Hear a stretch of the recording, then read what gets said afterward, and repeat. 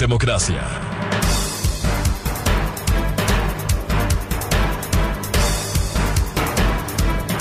Buscando la verdad, en la revista de opinión Democracia, perdón, y queremos saludar a la Superintendente de Economía Popular y Solidaria, Margarita Hernández.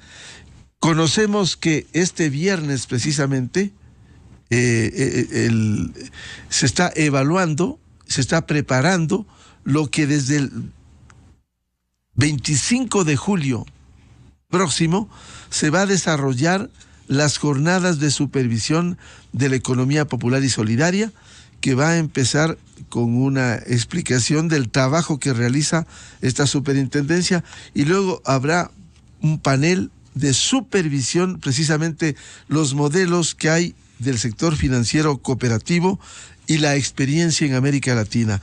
Doctora Margarita Hernández, muy buen día. ¿Cómo se prepara este evento que permita evidenciar en qué condiciones estamos una década después de supervisión en el Ecuador? Muy buen día. Buenos días, señor Rivadeneira, a usted y a todos quienes escuchan este espacio. La Superintendencia de Economía Popular y Solidaria, como usted acaba de señalar gentilmente, está cumpliendo 10 años de existencia, y en estos 10 años hemos tenido avances muy importantes en cuanto a consolidar no solo un modelo adecuado de supervisión y control para el sector financiero popular y solidario y estructurar las líneas de gestión adecuadas en relación con las organizaciones de la economía popular y solidaria, sino además en fortalecer al sector desde el punto de vista especialmente de lo que se hace en relación a la intermediación financiera, es decir, el trabajo de las cooperativas de ahorro y crédito y las mutualistas de ahorro y crédito para la vivienda al servicio de sus socios. Hay dos datos que son muy importantes en relación con esta trayectoria de gestión del organismo de control. Y el primero es ver el crecimiento de las cooperativas y las mutualistas. En estos 10 años, las entidades han crecido 257% en activos, 296% en depósitos y 210% en cartera de crédito.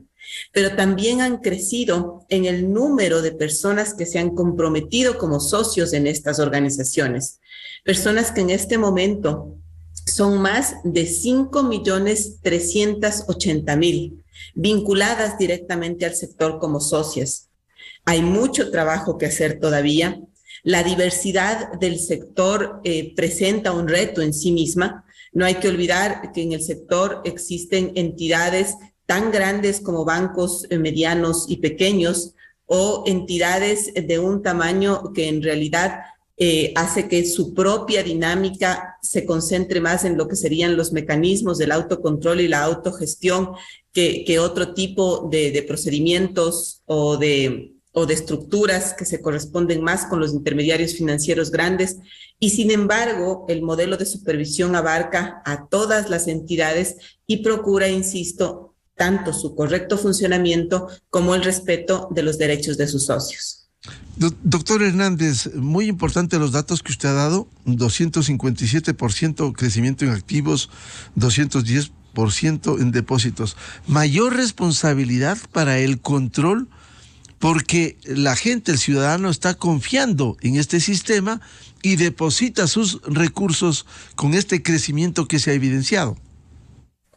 Por supuesto que sí. Mayor responsabilidad para el control y mayor responsabilidad para los administradores de esas entidades, que nunca hay que olvidar, son sus propios socios. Eso es lo que caracteriza a estas organizaciones. Y precisamente por eso hace un momento yo refería estos mecanismos de autocontrol y autogestión que son propios de la economía social y solidaria, porque son los socios de las organizaciones los que participan en su asamblea, que es el máximo órgano de gobierno.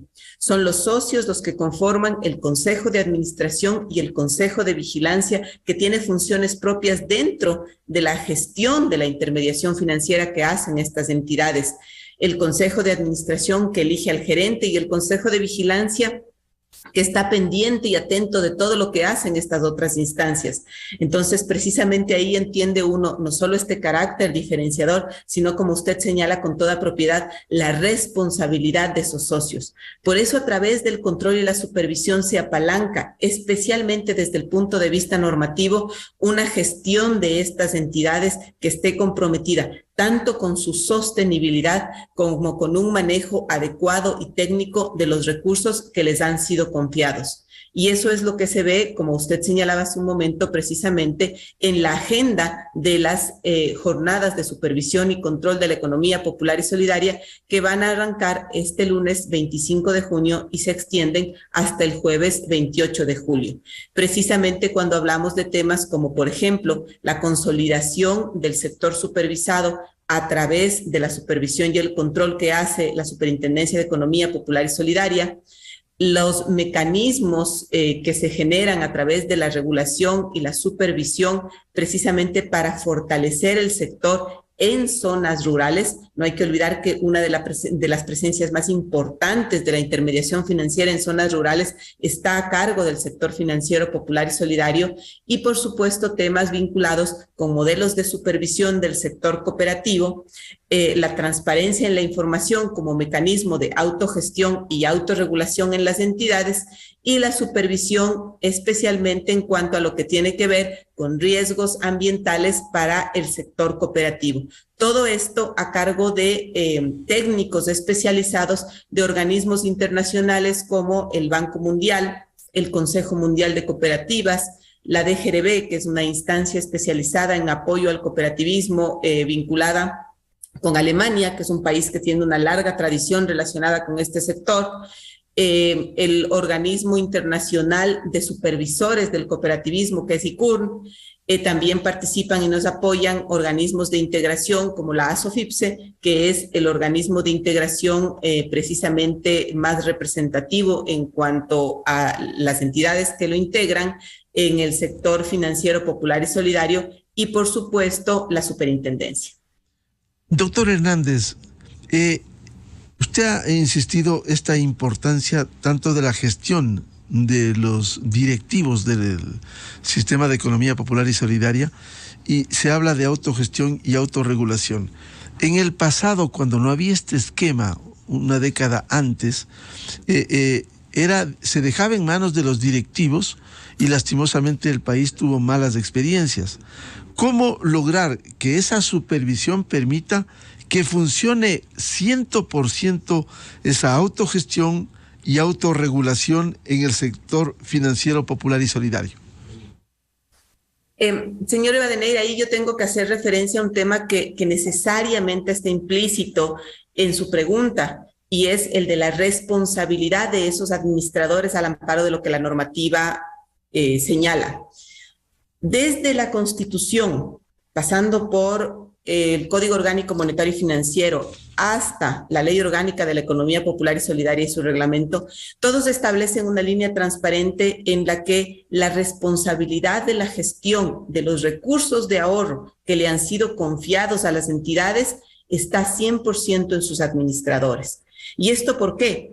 Precisamente porque es el administrador el que gestiona esos recursos, el que entiende el mandato que se le ha dado, ya no solo a través de la normativa, sino en estas organizaciones a través de las disposiciones de sus órganos de administración, como son el Consejo de Administración, el Consejo de Vigilancia y la propia Asamblea, sino también del compromiso propio de la entidad con sus principios, porque tiene unos principios rectores que son los de la economía social y solidaria y los del cooperativismo, que forman un marco que estructura esa responsabilidad. ¿Qué es lo que hace el supervisor?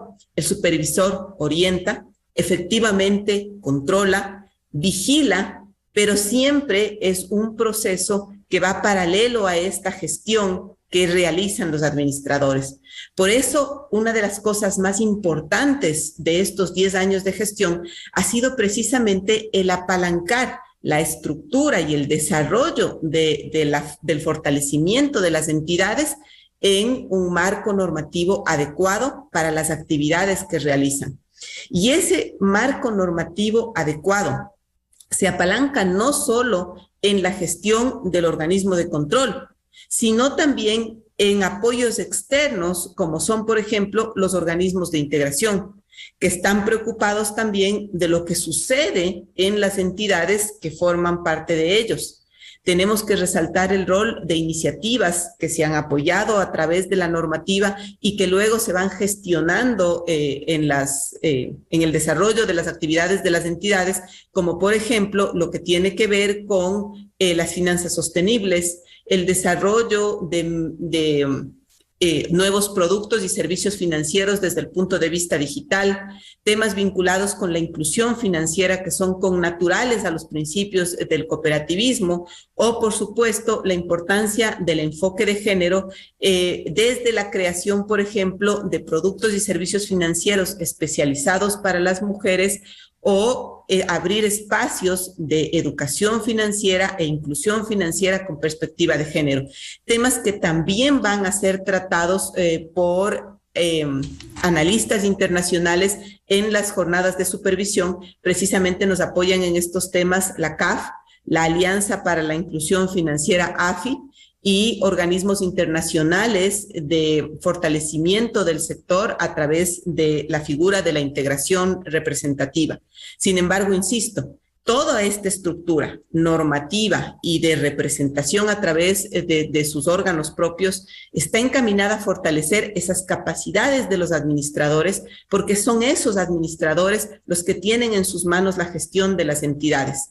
¿Qué nos toca seguir haciendo? Por supuesto, seguir fortaleciendo la normativa para que sigamos estructurando adecuadamente un régimen en el que esos administradores puedan desarrollar las actividades que les corresponden según la ley de la mejor manera. Y esto solo se logra en un camino sostenido de control, supervisión y regulación adecuada para este tipo de entidades. Doctor Hernández, descríbanos 3 días desde el 25 al 27, esta jornada de supervisión, no solo el aval que usted nos decía como organismos internacionales, sino quiénes serán los expositores, qué experiencia tienen que permita ilustrar en la tarea que en el Ecuador se desarrolla. Claro que sí, señor Rivadeneira. Yo creo que en realidad son 3 días en los que tenemos una agenda muy, muy extensa y muy interesante. Como yo le decía, no solo son estos actores que ya mencionamos, nos apoya, por ejemplo, Visa, con tema de finanzas abiertas en la perspectiva de la innovación. Nos apoya el BID a través de Diego Herrera, con temas relacionados con los servicios financieros digitales y pagos electrónicos. Nos apoya Juan Carlos García, del Consejo Nacional de Bancos y Valores de México, hablándonos de experiencia en la implementación de normativa fintech. No hay que olvidar que el país está discutiendo ya una norma relacionada con este ámbito, ¿no es cierto?, de incluir ya la tecnología de manera definitiva en las finanzas, y todo eso tiene que irse consolidando en una estructura no solo normativa, sino de fortalecimiento de las entidades para que puedan ir reaccionando adecuadamente a estos retos. Ahí perfiles como el de David Grace, por ejemplo, que es director ejecutivo de la Red Internacional de Reguladores de Cooperativas de Ahorro y Crédito, es fundamental porque precisamente nos trae otras experiencias en donde estos temas innovadores ya son parte de aquellos actores de la economía social y solidaria que participan del sistema financiero, y desde la perspectiva de la supervisión nos va a dar una visión importante de lo que esto significa. O Bruno Báez, que es precisamente gerente del proyecto de la DGRB y COPSUR, que con su visión ya mucho más asentada en una realidad que se corresponde con la de países parecidos al Ecuador en cuanto a la gestión, nos permite visibilizar todo este universo nuevo de gestión y de perspectiva para las entidades del sector financiero, popular y solidario.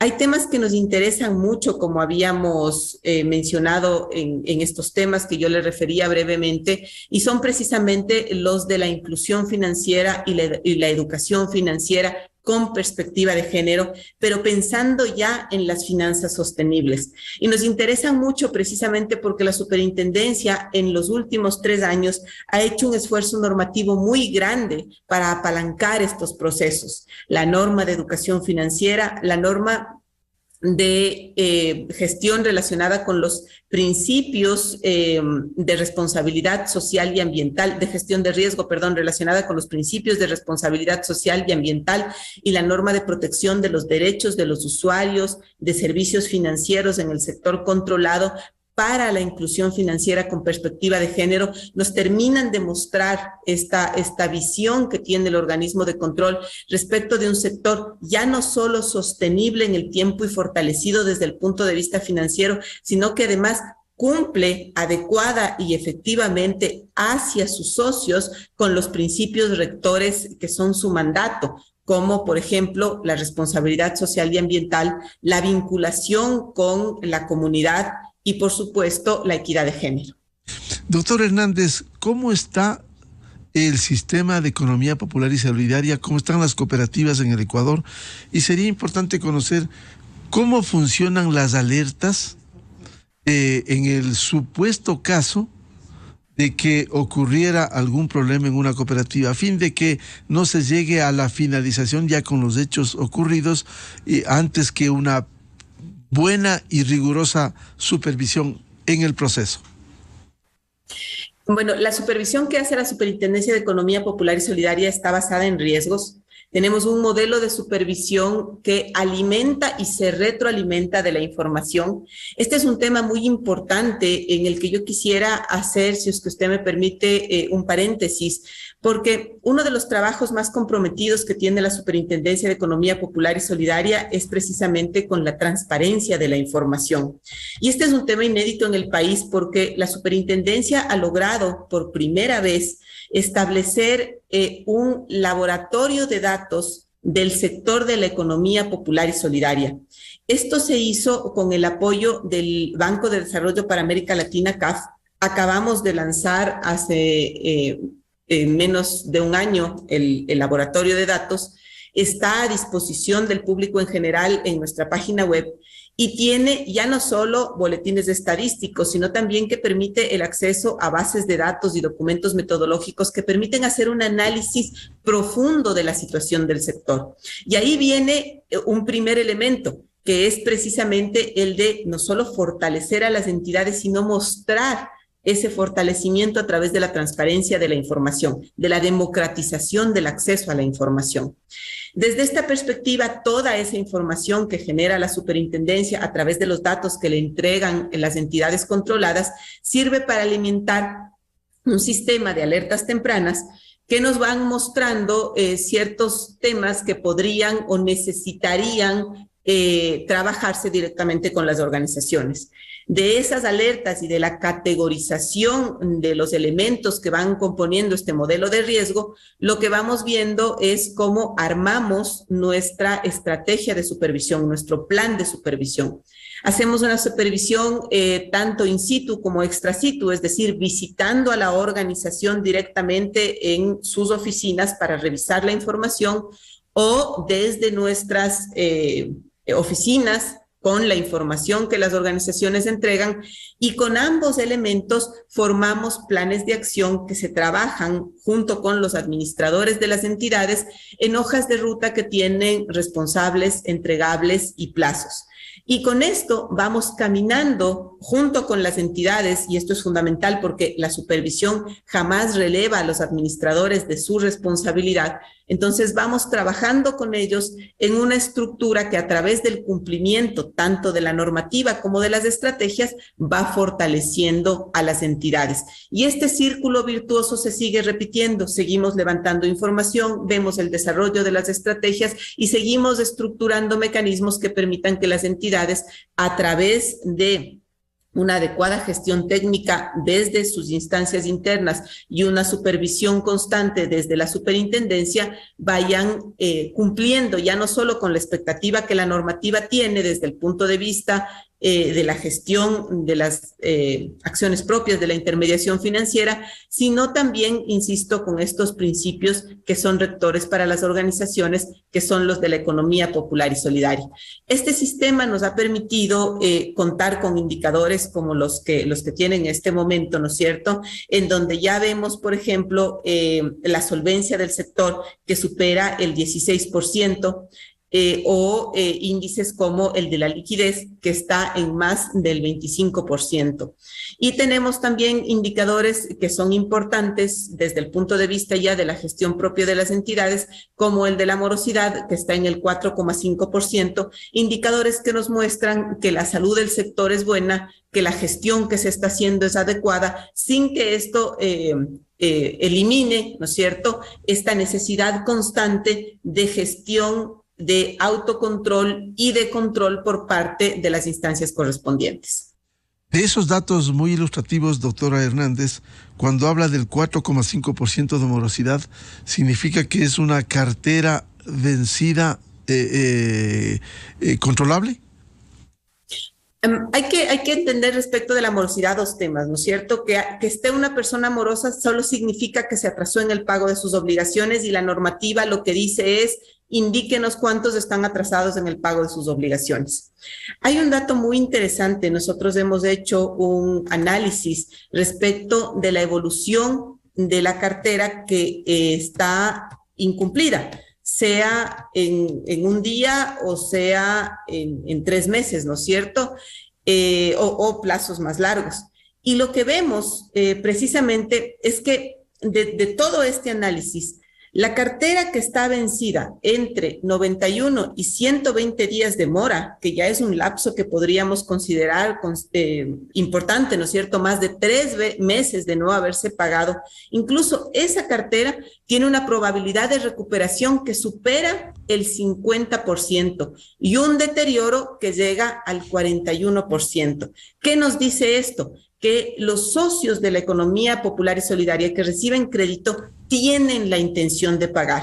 No siempre, y esto hay que tenerlo presente, los retrasos en los pagos que se muestran en estos indicadores se corresponden con una falta de intención de cumplir con la obligación, sino también con situaciones como las que hemos atravesado en los últimos años, lastimosamente de manera permanente, que interrumpen los flujos normales de las actividades económicas y perjudican la posibilidad efectiva de cumplir con las obligaciones. El indicador lo que nos muestra es eso, es cuántas personas no han podido cumplir con su obligación. Sin embargo, lo que los datos nos dicen es que este porcentaje de cartera que se encuentra en mora, que no ha crecido exageradamente ni está en indicadores que sean preocupantes, tiene unas buenas posibilidades de mostrar recuperación, y eso es parte de la gestión que los administradores de las entidades tienen que hacer. ¿Se podría decir, doctor Hernández, que hay una situación sólida en el sistema de economía popular y solidaria en las cooperativas? Los indicadores lo que nos muestran es eso. La situación es sólida, por supuesto.